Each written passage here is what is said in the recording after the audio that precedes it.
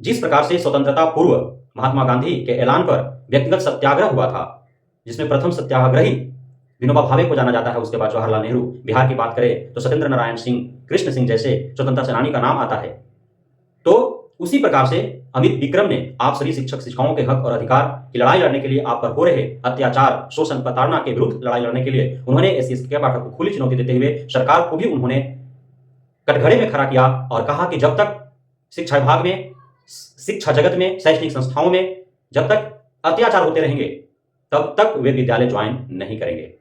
अर्थात व्यक्तिगत सत्याग्रह भी इसे आप नाम दे सकते हैं, व्यक्तिगत हड़ताल पर जाना इसे कह सकते हैं। नमस्कार दोस्तों, मैं राकेश वर्मा आप सभी का स्वागत करता हूं आपके अपने परिवार एसएम गुरुकुल पर। साथियों, बिहार के शैक्षणिक व्यवस्था, शिक्षा जगत, शिक्षा विभाग, शैक्षणिक संस्थानों का हालात बद से बदतर होते जा रहा है। यहाँ पे बारंबार एसएसके के पाठक के द्वारा मनमानी तरीके से अफसरशाही और तानाशाही रवैया अपना करके शिक्षक शिक्षिकाओं, छात्र छात्राओं को प्रताड़ित किया जा रहा है, उन्हें शोषित किया जा रहा है। लेकिन यदि इसके विरुद्ध शिक्षक शिक्षिकाएं आवाज उठाते हैं तो उन्हें 24 घंटा के अंदर एक पत्र जारी कर दिया जाता है बाय नेम, जिनके द्वारा भी आवाजें उठाई जाती है एसएसके के पाठक के मनमानी भरा पत्र के विरुद्ध में, और उन पे कार्रवाइयां करने हेतु डीओ को आदेश दे दिया जाता है। और डीओ उन शिक्षक को स्पष्टीकरण हेतु एक लेटर जारी करता है कि आप बताएं कि आपका नियुक्ति क्यों रद्द नहीं किया जाए, आपका वेतन क्यों नहीं काटा जाए। आखिर कब तक चलता रहेगा ऐसा? शिक्षक नेता जो आप शिक्षक शिक्षिकाओं के लिए हमेशा आवाजें बुलंद करते हैं और आपकी गालियां भी खाते हैं, बावजूद इसके आपके हक की लड़ाई लड़ते हैं, आपके अधिकार की बात करते हैं और वेतन भी उन्हीं का काटा जाता है, नियुक्ति रद्द करने का खौफनाक पत्र भी उन्हीं को जारी किया जाता है। साथ ही हद तो यह हो गई कि जिस प्रकार से शिक्षिका बबीता की नियुक्ति रद्द की गई थी, उसी प्रकार से शिक्षक नेता जो अपने बेबाक आवाज बुलंदी से रखने के लिए जाने जाते हैं, जो शिक्षक शिक्षिकाओं के हक और अधिकार की बात करते हैं, शिक्षक शिक्षिकाओं पर जब भी सरकार या विभाग के द्वारा चाबुक चलती है तो उसके विरुद्ध में वो खड़ा होते हैं। वंशधर ब्रजवासी को उनकी नियुक्ति रद्द करने का आदेश जारी कर दिया गया है। साथ ही अमित विक्रम का 1 हफ्ते का वेतन काटने के लिए भी पत्र जारी कर दिया गया है। और आपको जान करके यह खुशी भी होना चाहिए कि अमित विक्रम आप सभी शिक्षक शिक्षिकाओं के हक और अधिकार, आपके ऊपर हो रहे शोषण और प्रताड़ना के विरुद्ध लड़ाई लड़ने के लिए वंशीधर ब्रजवासी के पक्ष में खड़ा होते हुए अमित विक्रम ने एसएसके के पाठक के मुंह पर समझिए कि त्याग पत्र उन्होंने मार दिया है। उन्होंने साफ साफ कहा कि हम तब तक विद्यालय नहीं जाएंगे, अनिश्चितकालीन उन्होंने अवकाश की घोषणा कर दी है। समझिए तो उनके तरफ से व्यक्तिगत हड़ताल की घोषणा कर दी गई है। और उन्होंने जिस प्रकार से स्वतंत्रता पूर्व महात्मा गांधी के ऐलान पर व्यक्तिगत सत्याग्रह हुआ था, जिसमें प्रथम सत्याग्रही विनोबा भावे को जाना जाता है, उसके बाद जवाहरलाल नेहरू। बिहार की बात करें तो सत्येंद्र नारायण सिंह, कृष्ण सिंह जैसे स्वतंत्रता सेनानी का नाम आता है। तो उसी प्रकार से अमित विक्रम ने आप सभी शिक्षक शिक्षिकाओं के हक और अधिकार की लड़ाई लड़ने के लिए, आप पर हो रहे अत्याचार, शोषण, प्रताड़ना के विरुद्ध लड़ाई लड़ने के लिए उन्होंने एससी के पाठक को खुली चुनौती देते हुए सरकार को भी उन्होंने कटघरे में खड़ा किया और कहा कि जब तक शिक्षा विभाग में, शिक्षा जगत में, शैक्षणिक संस्थाओं में जब तक अत्याचार होते रहेंगे तब तक वे विद्यालय ज्वाइन नहीं करेंगे।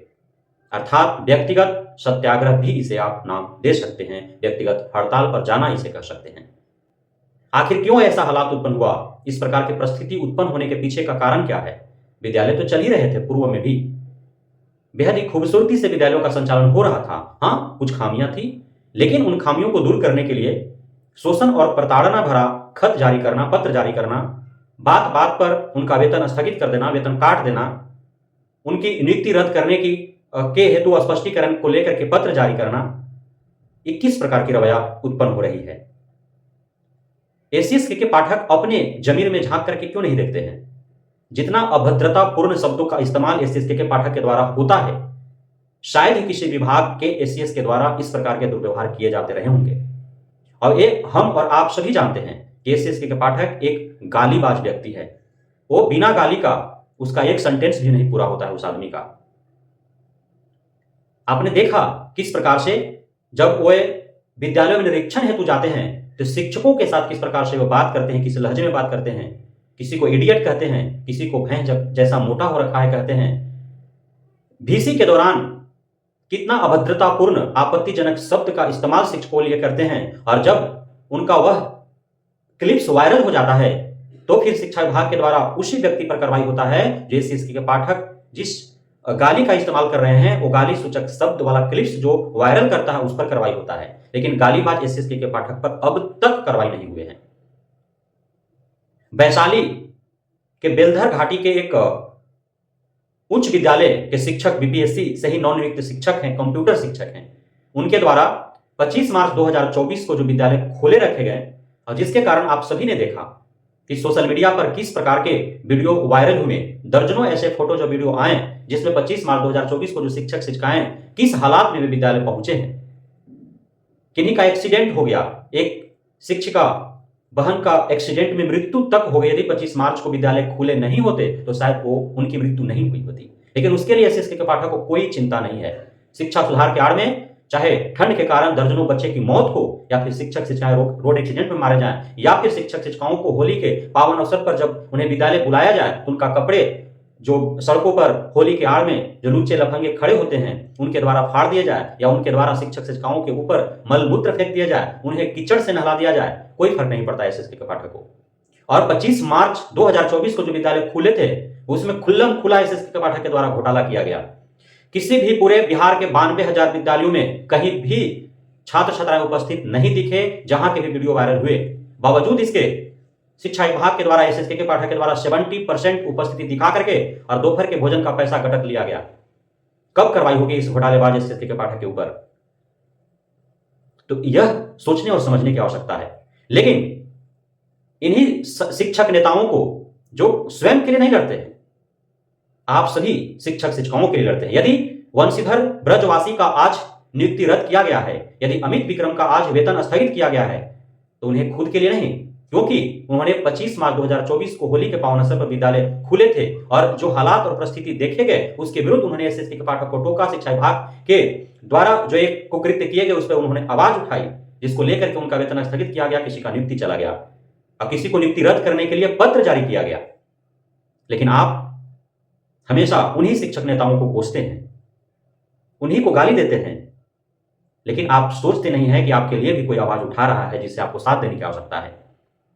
एक समय था, एक दौर था जब बात बात पर हड़ताल होती थी, लेकिन आज वो दौर समाप्त हो गया है। जबकि पूर्व की अपेक्षा आज जो हालात हैं प्रत्येक विभाग में, खास करके हमारे समाज के आदर्श, हमारे समाज के आईना शिक्षक शिक्षिकाओं का हड़तालें होनी चाहिए।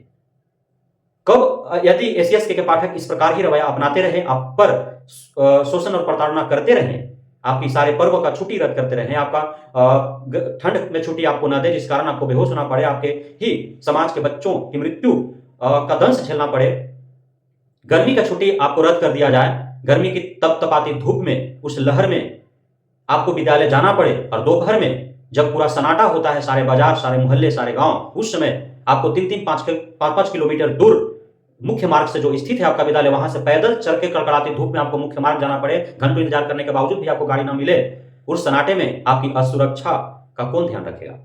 यदि आपके साथ कोई आपत्तिजनक घटनाएं हो जाती हैं तो कभी सोचे हैं आप कि 10 से 12 जो मिशन दक्ष के तहत कक्षा आयोजित होने हैं, 12 बजे के बाद आप कैसे अपने कमरे तक जाएंगे?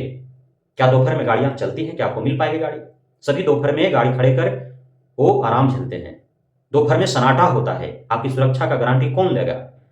बारंबार आप देख पा रहे हैं पूरे भारत में किस प्रकार से हालात है। होली जैसे महापर्व पर जो वीडियो आए प्रत्येक जगहों से, जिस प्रकार से हमारे देश की महिलाओं के साथ, हमारे देश के युवा के द्वारा जिस प्रकार से प्रताड़ित और शोषित किया गया, इस प्रकार के हालात में, ऐसे समाज में दोपहर में आप शिक्षिकाएं कैसे सुरक्षित हैं? और क्यों इस पर चिंता सरकार को नहीं है, विभाग को नहीं है? मिशन दक्ष के तहत जो 2 घंटा के लिए आपको विद्यालय में बुलाया जा रहा है, 1 महीना के गर्मी छुट्टी होने के बावजूद, उसे गर्मी छुट्टी देने के बाद भी उसे अलग तरीके से शिफ्ट किया जा सकता था, उसे मैनेज किया जा सकता था। यदि शिक्षा में सुधार लाना ही है तो फिर आप ही शिक्षक शिक्षिकाओं पर क्यों अति भार दिया जा रहा है सरकार के द्वारा, विभाग के द्वारा? गांव मोहल्ले में बहुत सारे ट्यूशन चलाते हैं, उन्हें प्रलोभन दे सरकार, उनको समायोजित करे सरकार। जो DLED BED करने वाले जो प्रशिक्षु छात्र हैं जिनको विद्यालय में ही भेजा जाता है ट्रेनिंग के लिए, उन्हें स्टाइफन दिया जाए सरकार के द्वारा और उनसे ही उन्हीं के गांव मोहल्ले के बच्चे को उन्हीं के द्वारा ट्यूशन करवाया जाए, हो सकता है हल निकाला जा सकता है। लेकिन सरकार और एसएसके के पाठक का सिर्फ और सिर्फ मकसद है आप सभी शिक्षक शिक्षिकाओं को शोषित और प्रताड़ित करना, कि आप इतना शोषित किया जाए, इतना प्रताड़ित किया जाए कि आप अंततः अपने जॉब छोड़ने पर मजबूर हो जाए। ये है मंशा, और इसी के विरुद्ध आपके जो शिक्षक नेता हैं वो आवाज उठाते हैं, अपना वेतन कटवाते हैं, नौकरी हाथ से उनका निकल जाता है, जिस प्रकार से अभी देखा जा रहा है। इसके विरुद्ध में आप सभी शिक्षक शिक्षिकाओं के एकजुट होकर के आवाज बुलंद करने की आवश्यकता है। एससीएस के पाठक को एससीएस के पद से हटाने के लिए आप सभी को जंग छेड़ने की आवश्यकता है। एससीएस के पाठक एक गालीबाज और घोटालेबाज व्यक्ति है, भले ही उसके द्वारा जो कार्य कुछ किए जा रहे हैं उसका सराहनीय है, शिक्षा सुधार में कुछ क्रांतिकारी कदम उठा रहे हैं, लेकिन उस शिक्षा सुधार, उस क्रांतिकारी कदम के आड़ में जो घोटाला हो रहा है आउटसोर्सिंग एजेंसियों के माध्यम से, विकास के आड़ में जो आपका विद्यालय जीर्णोद्धार हो रहा है, जो भी भौतिक सुविधाएं उपलब्ध कराए जा रहे हैं, उसके आड़ में जो हजारों करोड़ रुपए के जो घोटाले हो रहे हैं, इस पर भी ध्यान आकर्षित करवाने की आवश्यकता है समाज और सरकार को, और इस पर करवाने के लिए आप सभी को एकजुट होने की आवश्यकता है। तो अमित विक्रम और वंशीधर जो ब्रजवासी हैं उनके द्वारा जो कदम उठाया गया उसमें आप सभी को उनका साथ देने की आवश्यकता है। बहुत बहुत धन्यवाद आप सभी साथियों का हमारे साथ जुड़े रहने के लिए, बढ़ने के लिए, इतना प्यार देने के लिए, हम पे भरोसा बनाए रखने के लिए। जय हिंद।